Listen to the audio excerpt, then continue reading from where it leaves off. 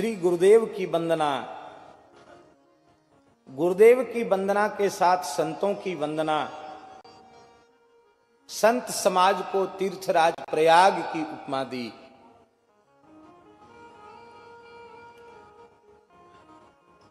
और प्रयाग की उपमा ही नहीं दी, इसे इस भौम तीर्थराज प्रयाग से संत समाज रूपी तीर्थराज प्रयाग को और अधिक श्रेष्ठ रूप में प्रतिपादित किया।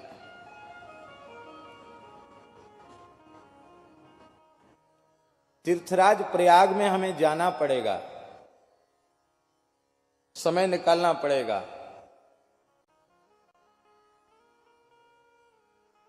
समय भी लगेगा, धन भी लगेगा, बहुत कष्ट भी हो सकता है परदेश कलेश नरेशन को।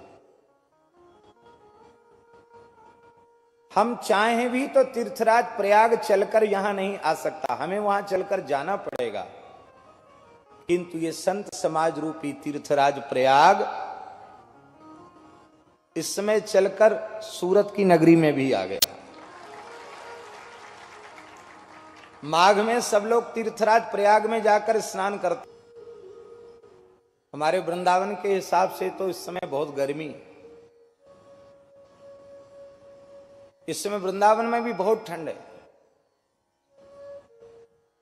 अनुमान है लगभग 4-5 डिग्री तापमान होगा।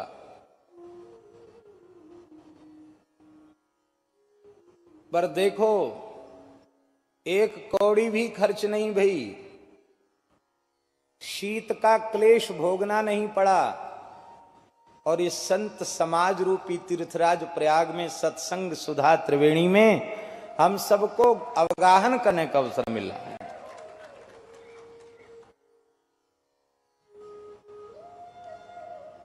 ये संत समाज रूपी तीर्थराज प्रयाग कैसा है? अकथ अलौकिक तीरथ राऊ, अकथ अलौकिक तीरथ राऊ, देई सद्य फल प्रगट प्रभाऊ, देई सद्य फल प्रगट प्रभाऊ। ये अकथ है। वाणी से चाहे जितनी महिमा का वर्णन किया जाए, फिर भी इसकी महिमा कभी पूरी होने वाली नहीं है। ये अलौकिक है, तीर्थराज है। इसमें स्नान का फल उधार नहीं, नगद है, सद्य।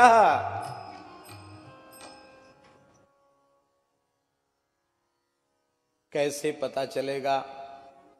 बोले सुनि समुझई जन मुदित मन मज्जहि अति अनुराग, लहहि चारि फल अछत तन साधु समाज प्रयाग।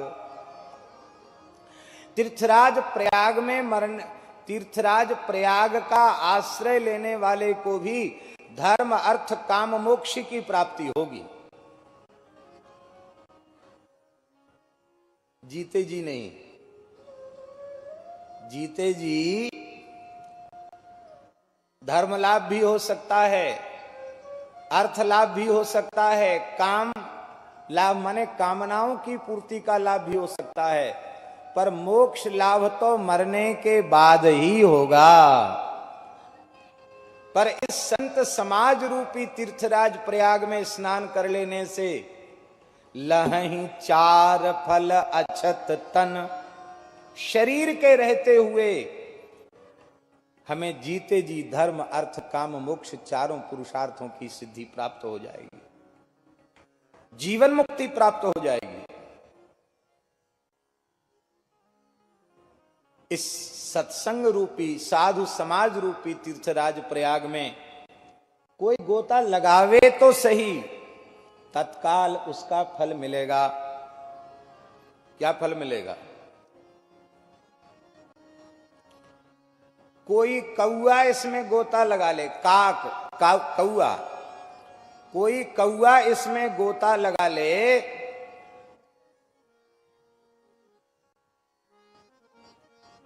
तो कौआ तो कोयल हो जाएगा। कौआ जो है वो कोयल हो जाएगा। और कोई बगुला,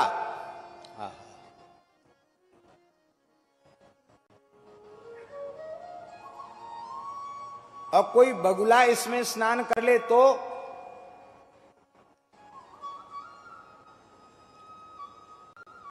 कोई बगुला इसमें स्नान कर ले तो वो तत्काल हंस बन जाएगा। आप लोग कहेंगे तब तो बड़ा चमत्कार है। कौआ तो कोयल हो जाएगा और बगुला हंस हो जाएगा।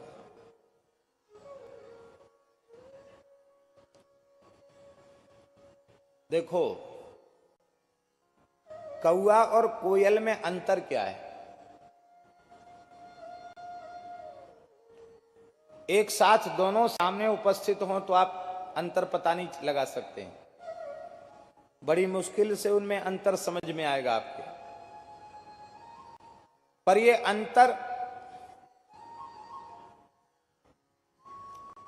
जब बसंत ऋतु आती है तो दोनों में अंतर स्पष्ट दिखाई देने लग जाता है।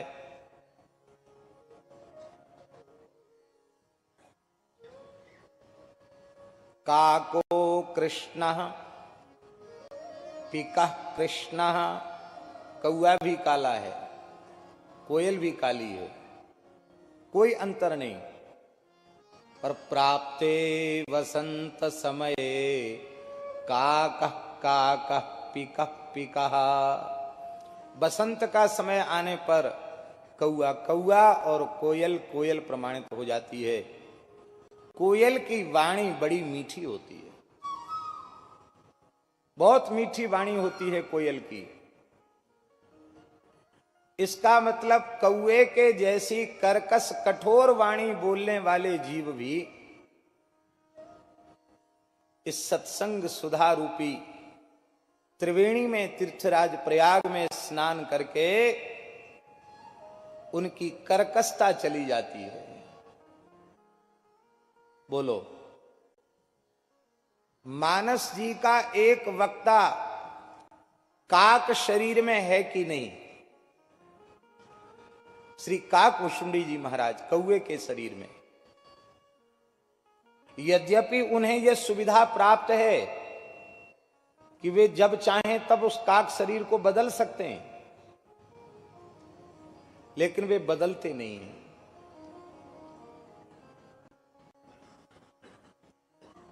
उस शरीर में उनकी ममता है।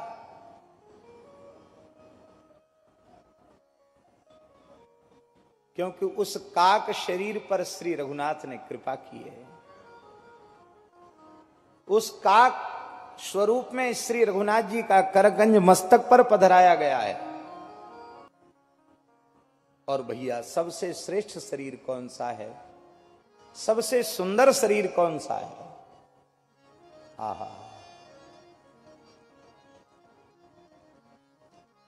सोई सुंदर सोई सुभग शरीरा, सोई सुंदर सोई सुभग शरीरा, सोई सुंदर सोई सुभग शरीरा, सोई सुंदर सोई सुभग शरीरा, जहि तन पाए भजिए रघुबीरा, जहि तन पाए भजिए रघुवीरा, जहि तन पाए भजिए रघुबीरा, जय तन पाए भजिए रघुवीरा। काकभुषुंडी जी से अधिक मीठा बोलने वाला आपको धरती की तो चले क्या इस ब्रह्मांड में नहीं मिलेगा। मधुर बचन तब बोलिऊ कागा, गोस्वामी जी करें, मधुर बचन तब बोलिऊ कागा। कौआ बहुत मीठी वाणी बोला। ये है इस संत समाज रूपी तीर्थराज प्रयाग में गोता लगाने का सद्या फल। हनुमान जी का किया हुआ मंगलाचरण, हनुमान नाटक का मंगलाचरण बहुत प्यारा मंगलाचरण है। बहुत भाव से श्रवण करें मंगलाचरण। कल्याणानां निधानम, कल्याणानां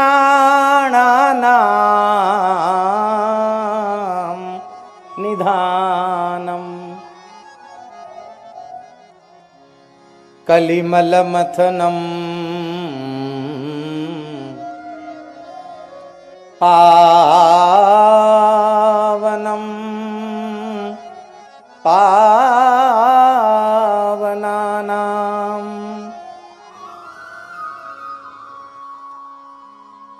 पाथेयं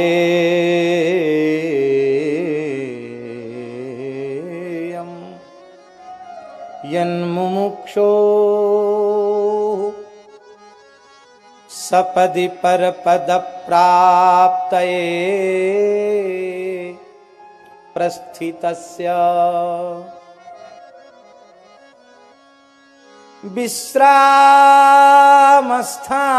विश्रामस्थानमेकं कविवर वचसां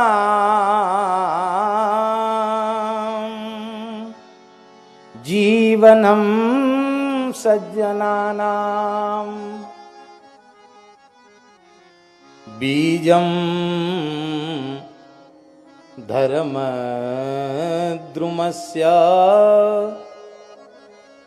प्रभवतु भवतां भूतये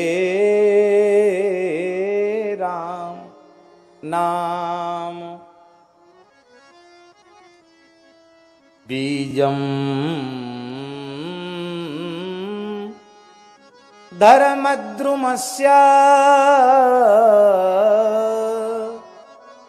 प्रभवतु भवतां भूतये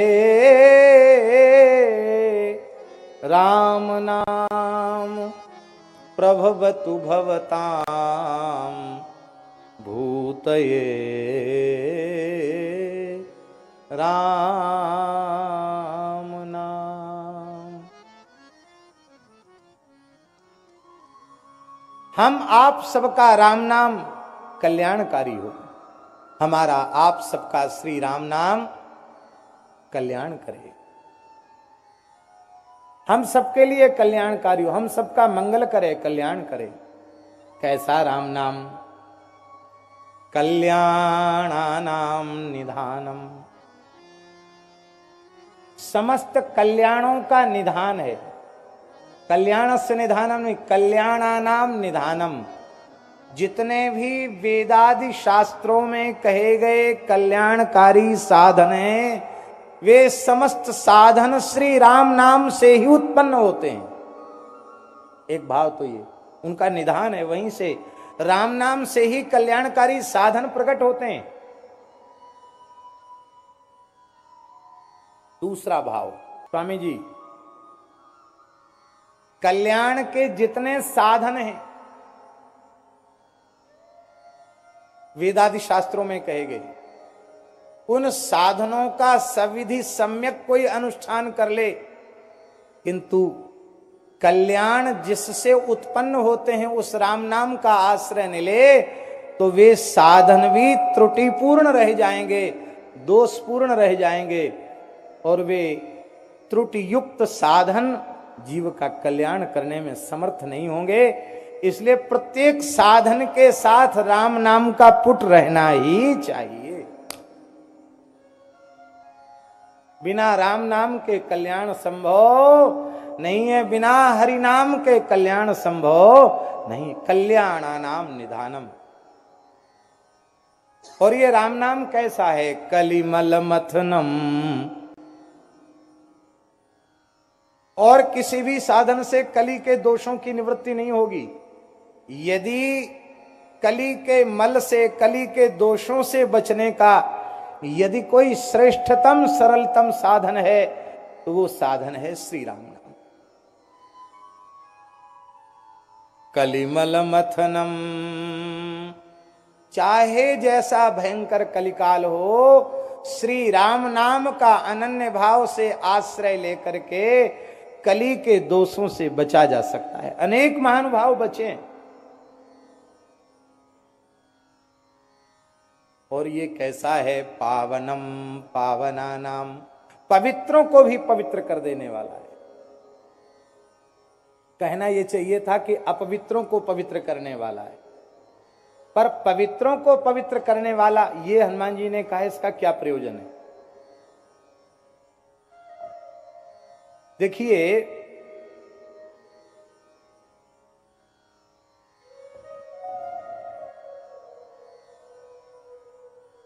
योग, यज्ञ, तीर्थाटन, दान, जप तप आदि जो साधन हैं, उन साधनों को करके साधक एक बार पवित्र तो हो गया, निष्पाप हो गया, किंतु दोबारा उसके जीवन में अपावनता नहीं आवेगी, इसकी कोई जिम्मेवारी, इसकी कोई गारंटी नहीं है। अजामिल सारे साधनों से युक्त था, पवित्र विप्रकुल में उसका जन्म था, वेदों का स्वाध्याय किया था, विधिवत 25 वर्ष की आयु तक ब्रह्मचर्य व्रत का पालन किया था, अग्निहोत्री ब्राह्मण था, सदाचारी ब्राह्मण था, उसकी पवित्रता में कोई संदेह नहीं था। सारे साधन थे, पर राम नाम का आश्रय नहीं था। इसलिए थोड़ी देर के लिए आंख का और कान का कुसंग उसे मिला, और उसी में वो श्रेष्ठ ब्राह्मण पतित हो गया। इसका मतलब है, पवित्र साधनों का आश्रय लेकर जो पवित्र हो चुके हैं, उनके जीवन में भी पाप बनने की, अपवित्रता बनने की संभावना बनी रहती है, किंतु श्री राम नाम का जब कोई आश्रय लेता है तो वह पावन, परम पावन हो जाता है, उसके जीवन में अपावनता की संभावना भी नहीं रहती। आप श्री ठाकुर जी की ओर चलकर जा रहे हैं, तो आपका पाथेय राम नाम है।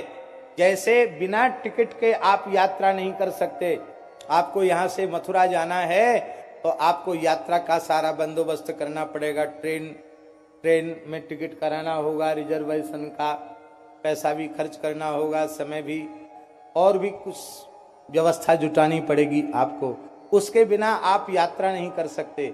ऐसी भगवत प्राप्ति के पथ का पाथे श्री राम नाम है। राम नाम की पूंजी का टिकट लेकर के ही वहां आप पहुंच सकते हैं। बड़े से बड़े विद्वानों को, व्यास वाल्मीकि प्रभृति ऋषियों को भी विश्राम श्री राम नाम में ही मिलता है। विश्राम स्थान में एकम कविवर वचसाम। और ये राम नाम सज्जनों का तो प्राण है, जीवन है, धर्म रूपी वृक्ष का बीज है। इसका मतलब है, धर्म का बीज अर्थात सार सर्वस्व भी राम नाम है, और राम नाम से ही धर्म रूपी वृक्ष उत्पन्न होता है। ऐसा राम नाम कल्याण का है।